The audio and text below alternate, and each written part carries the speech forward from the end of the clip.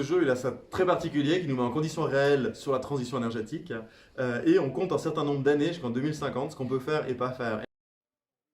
L'énergie, en fait, c'est des flux physiques et ces flux physiques, on en a besoin pour déplacer la matière, transformer la matière, faire tourner l'économie. En fait, c'est que de la physique et de l'investissement dans les infrastructures. Donc, il n'y a pas de porte de sortie miraculeuse. On voit juste qu'il y a des solutions. Il faut les mettre bout à bout. Et quand on fait le jeu, on ne peut pas s'arrêter justement à la rhétorique. On doit rentrer dans le contenu et voir ce qui marche et ce qui ne marche pas. Et ça permet de construire une pensée qui est beaucoup plus cohérente. Et pour ça, ce jeu est juste génial. C'est très proche de la réalité et ça montre un peu, ça montre bien les enjeux qui nous attendent. Ce que je me suis rendu compte, c'était vraiment la réflexion sur la stratégie à adopter à long terme en fait.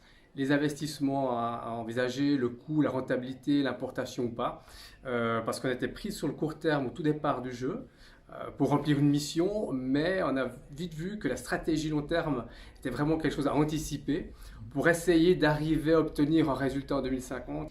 Je pense effectivement que ça peut aider à être moins catégorique parce que finalement, je pense qu'il n'y a pas une seule solution, il y en a certainement plusieurs et puis que ce sera forcément une combinaison de différentes... voilà, que l'énergie, c'est pas juste une solution, mais il va falloir combiner beaucoup de sources d'énergie.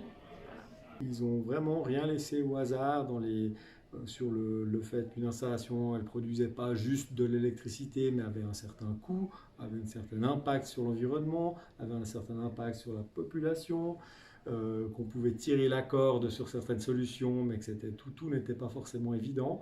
Et qu'il y avait des aléas, ça j'ai trouvé très intéressant de mettre des aléas, donc une année sans vent, tout d'un coup une année avec peu de soleil ou peu de pluie, et ça c'est la vraie vie, et ça c'était très intéressant.